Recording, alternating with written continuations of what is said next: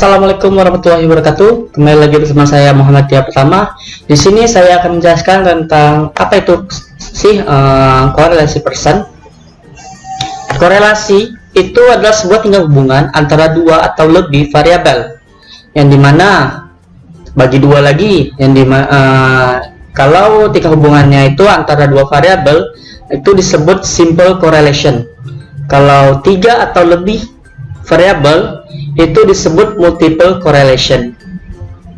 Lalu jika dua variabel berkorelasi positif itu, maka perubahan mereka cenderung ke arah yang sama, yaitu meningkat atau menurun secara bersama.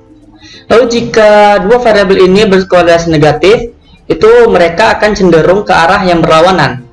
Lalu jika dua variabel ini tidak berkolerasi, itu maka perubahan masing-masingnya itu tidak berpengaruh ke arah yang lain. Ya, apa sih formula korelasi persen ini? Nilai korelasi itu di antara 0 sampai dengan 1 ya. Ini mana rumusnya?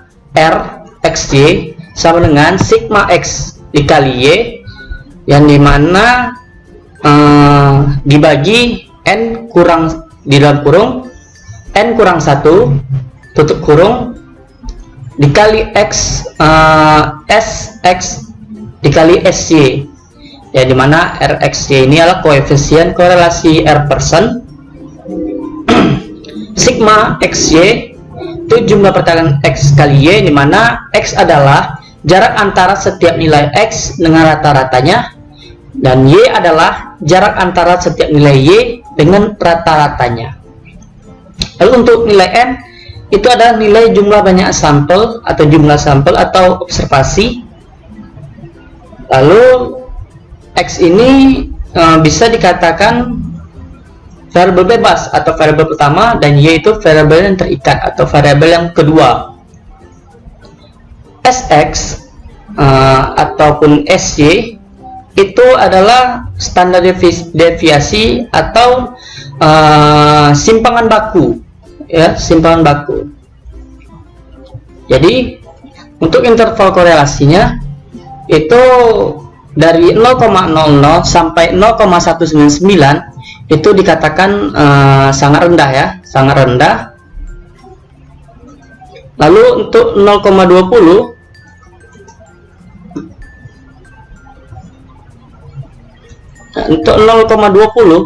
sampai 0,399 itu rendah. 0,40 sampai 0,599 itu cukup kuat, ya. Untuk 0,60 sampai 0,799 itu kuat, dan terakhir 0,80 sampai 1,0000 atau kita bisa bilang itu 1, ya, bilangan 1 itu sangat kuat. Langsung saja kita ke bagian, kita coba di Excel, ya. Kita coba di Excel. Nah, di sini saya sudah mendapatkan data pretest ini X, dan post test Y, itu mencari datanya, ya, di Google. Yang dimana subjeknya ini saya ada 29 subjek ke 29. Lalu kita masukkan semuanya dari pretestnya. Sini saya sudah masukkan, dan post testnya juga sini saya sudah masukkan. Lalu kita hitung jumlah pretestnya dulu. Jumlah pretest yaitu sama dengan sum buka kurung itu dari subjek pertama diseret copy sampai subjek terakhir, yaitu subjek 29 tutup kurung, lalu kita enter. Kita dapat jumlahnya, ya, itu 905. Ini lebih enak ditengahkan aja semua dulu. Tengahkan semua. Oke, sudah, ya. Lalu kita hitung rata-ratanya. Hitung rata-rata adalah average atau average kita copy juga, copy ya, lalu kita enter, lalu dapat. Untuk simpangan baku itu kita memakai rumus stdef ya, sama dengan stdef, nggak ada psa nya ya, stdef saja, buka kurung, di copy semuanya,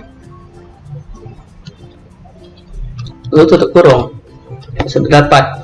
Nah, untuk post-testnya kita buat caranya seperti ini juga, untuk menghitung jumlah rata-rata simpangan baku. Untuk simpelnya nih, untuk simpelnya kita copy saja jumlah ke samping,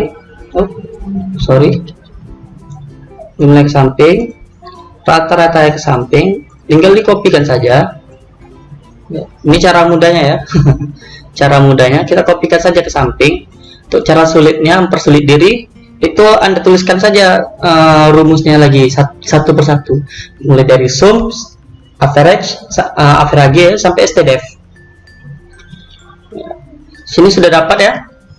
Lalu untuk mencari nilai x, yaitu dengan cara sama dengan nilai pretest tadi. Pretest yang pertama dulu nih, pretest yang pertama dikurang dengan nilai rata-rata. Rata-ratanya kita dolarkan, rata-ratanya. Saya lupa nih cara mendolarkannya gimana. Yang penting seperti ini ya, setahu saya seperti ini. Kalau otomatis nanti dia otomatis gitu meletakkan dolarnya. Ini saya manual, saya lupa nih, agak lupa. Lalu kita enter, lalu kita kopikan ke bawah. Untuk dolarnya sendiri itu supaya nilai rata-ratanya itu tidak berganti gitu. Jadi maksudnya saya di sini, misalnya kita nih pretest 1 ya kan, pretest yang pertama itu kita menghitung, hitung dikurang sama rata-rata. Jika kita mau mengcopy ke bawah, itu harus pakai dolar supaya nilai rata-ratanya tadi nggak berpindah ke simpangan baku. Dia makin ke bawah gitu. Kita copy ke bawah, dia ikut juga ngopi ke bawah. Jadi untuk mengunci rata-rata ini itu memakai dolar. Tapi kalau untuk mempersulit diri, bisa juga tulis rata-ratanya satu-satu, nulisnya satu-satu. Tapi untuk cara cepatnya kita copy dengan mendolarkan rata-ratanya atau mengunci rata-ratanya ya.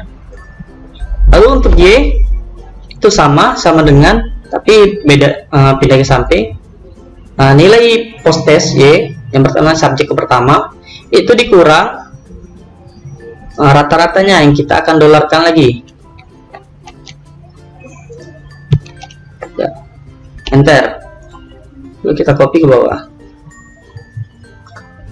Oke. Untuk menghitung nilai X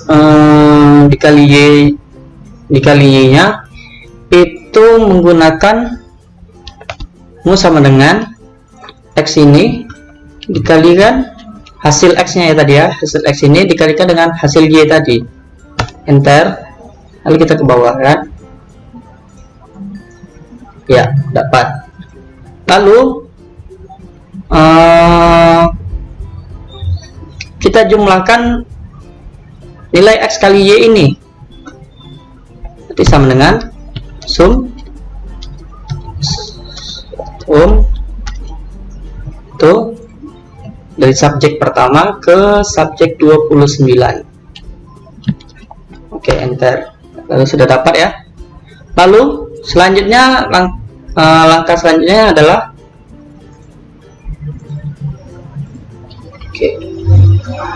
langkah selanjutnya itu sama dengan nilai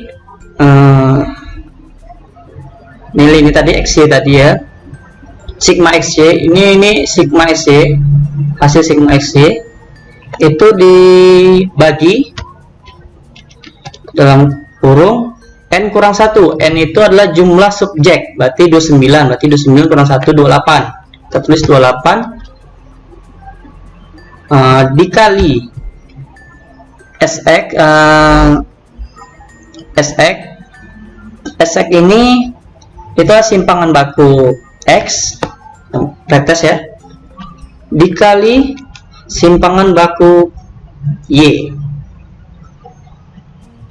tutup kurung, enter. Nah, ini cara manualnya. Bagaimana untuk cara otomatisnya? Caranya adalah sama dengan person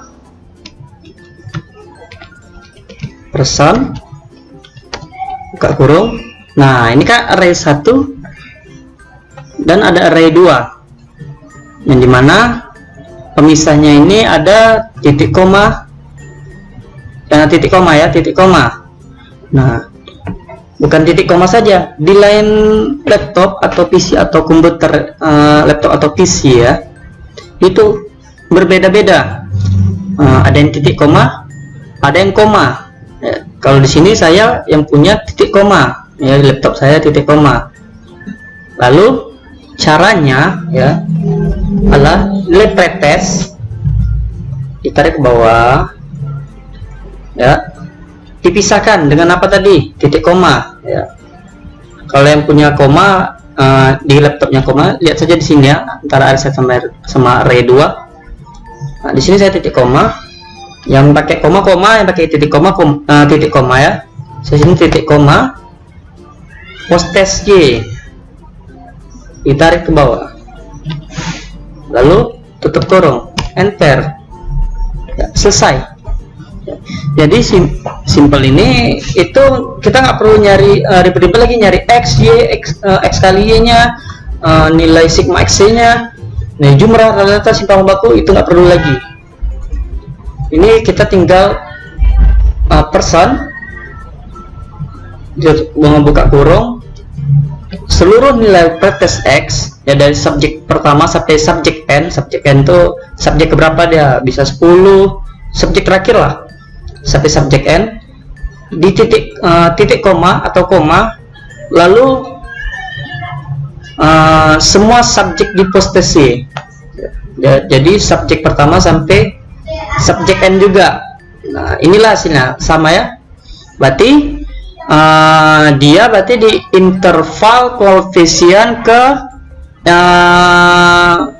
yang rendah ya, di tingkat hubungannya yang rendah, yang dimana dia di antara 0,20 sampai 0,399. Itu saja dari saya. Apabila saya ada kekurangan, saya mohon maaf. Saya akhiri. Assalamualaikum warahmatullahi wabarakatuh.